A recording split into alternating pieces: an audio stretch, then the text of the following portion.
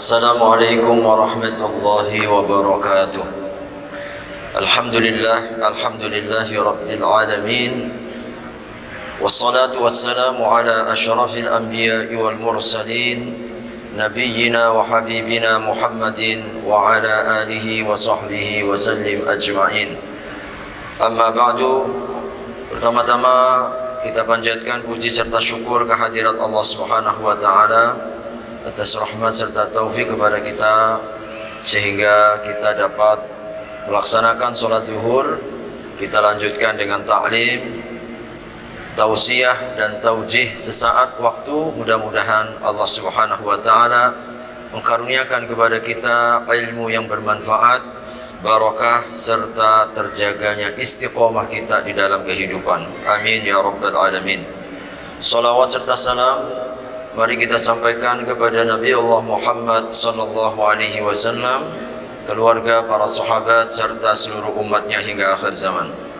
Satu buah petikan hadis Nabi sallallahu alaihi wasallam yang dikeluarkan oleh Imam At-Tirmidzi. Hadis ini dihukumi sebagai hadis hasan sahih.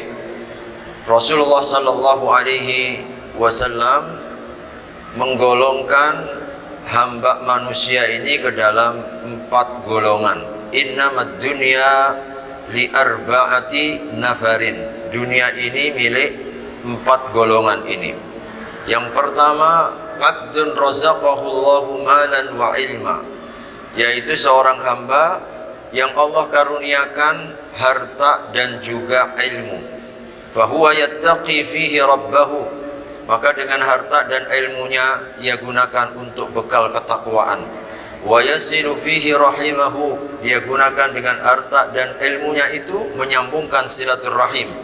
Wa ya'lamu lillahi fihi haqqa, ia tunaikan kewajiban-kewajibannya, hak-haknya sesuai dengan petunjuk Allah. Fahuwa bi afdalil manazil, maka golongan pertama ini kata baginda Nabi, golongan yang paling tinggi derajat dan kedudukannya. Yang kedua, wa abdun razaqahullahu ilma, orang yang diberikan oleh Allah ilmu. Wa lam yarzuqhu malan, tapi dia belum mendapatkan harta. Ilmu namun belum mendapatkan kelapangan harta. Fahuwa sadiqun niyah, tapi dia memiliki kesungguhan di dalam niat. Yaqul, dia berkata, lau anna li malan la amiltu bi amali fulanin, kalau andai kata aku memiliki harta, aku akan berbuat seperti orang yang berharta yang pertama tadi. Fahuwa bi niyyatihi fa ajruhuma sawa, dia dengan kejujuran nikmatnya ini mendapatkan pahala kedudukan yang sama dengan golongan yang pertama. Yang ketiga, wa abdin razaqahu malan wa lam yarzuqhu ilma, golongan yang ketiga orang yang diberi oleh Allah harta tapi tidak memiliki ilmu. Fahuwa yakhbitu fi malihi bi ghairi ilmin, maka dia menjadi hina, dia menjadi binasa karena hartanya yang tidak memiliki ilmu. La yattaqi fihi rabbahu, dia tidak bertakwa dengan hartanya. Wala yasilu fihi rahimahu, dia tidak menyambung silaturahim dengan hartanya. Wala ya'lamu lillahi fihi haqqa, dia pun tidak menunaikan kewajiban-kewajiban hartanya. Fahadha bi akhbathil manazil, kata baginda Nabi, dia adalah serendah-rendahnya kedudukan seorang hamba. Yang keempat, wa abdin lam yarzuqhu Allahu malan wala ilma, golongan yang keempat yang tidak memiliki harta dan juga tidak memiliki ilmu.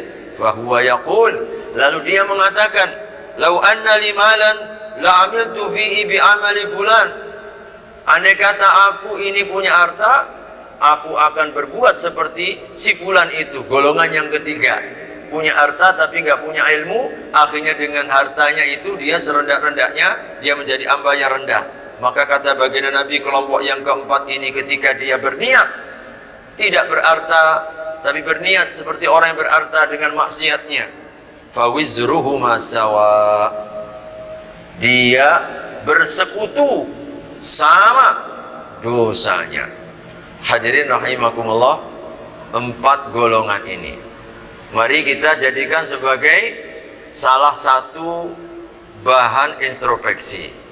Kira-kira pada golongan yang mana? Tentu yang kita berharap sebagaimana Nabi sebutkan, afdhalil manazil, yaitu seutama-utama kedudukan yang memiliki harta dan memiliki ilmu. Maka hadirin, inilah kebahagiaan dunia dan kebahagiaan akhirat. Allah tidak larang, Nabi tidak cela, agama tidak memandang rendah orang yang memiliki harta. Bahkan dengan hartanya dia bisa mencapai kedudukan tertinggi asal semangatnya untuk thalabul ilmi. Maka hadirin, ini menjadi salah satu kata kunci apa yang memberkahi hartanya, apa yang membuatnya hartanya menjadikannya mulia, apa yang mengantarkannya sebagai derajat tertinggi, hamba tertinggi di sisi Allah maupun dalam pandangan manusia. Rata-rata orang melihat menilai dengan hartanya adalah karena ilmunya. Oleh karena itu hadirin, ini juga menjadi pendorong jangan sampai semangat kita untuk mencari harta melalaikan kita untuk semangat mencari ilmu. Sebagaimana kita selalu ada waktu untuk mencari harta, maka mestinya kita pun juga harus bersemangat memiliki waktu untuk belajar agama, karena sama-sama kedudukannya.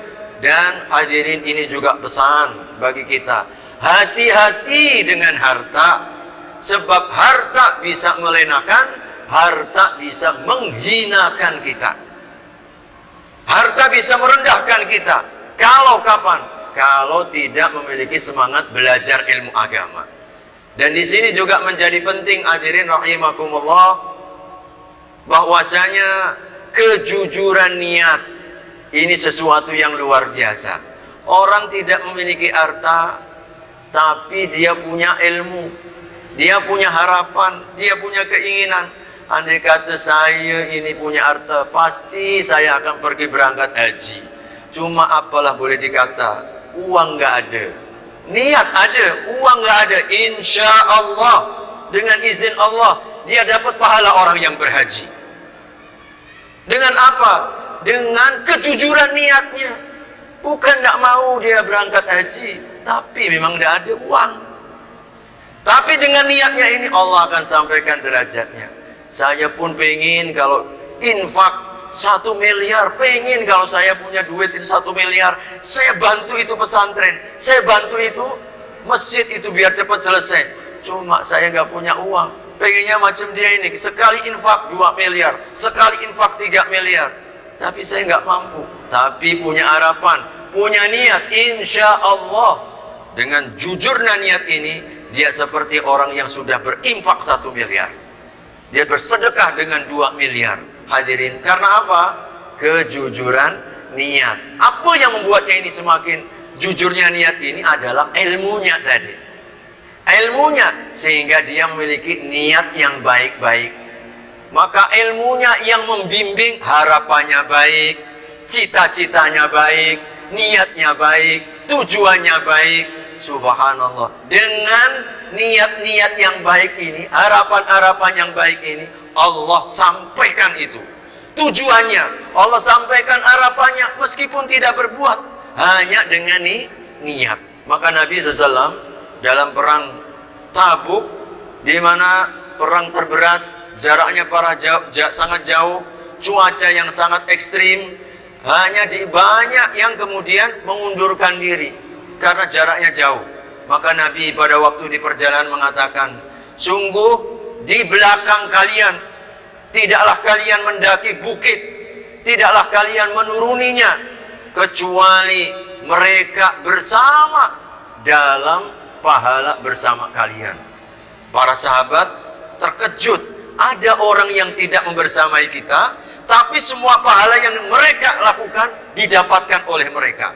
Siapa ya Rasulullah gerangan mereka itu? Mereka adalah orang-orang yang tertahan di kota Madinah, bukan karena nggak ingin ikut bersama kalian, mereka ingin bersama kalian, mereka berniat seperti kalian, cuma karena keadaan. Ada yang sakit, Bukan tidak mau, tapi karena sakit sehingga tidak mampu.